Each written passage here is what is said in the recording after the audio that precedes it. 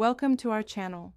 If you want to become a DoorDash driver and start earning money by delivering food, follow these step-by-step instructions to complete your Dasher registration.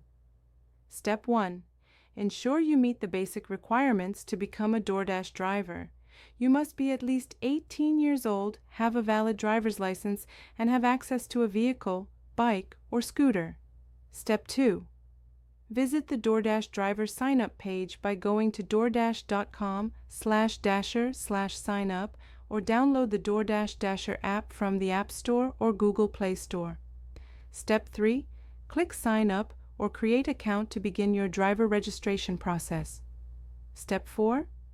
Enter your personal information including your full name, email address, and phone number. Create a secure password for your Dasher account. Step 5. Provide your Social Security number or tax ID for background check and tax purposes. This is required for all drivers in the United States. Step 6. Enter your address and select your preferred delivery zone. This is the area where you will receive delivery requests based on your location.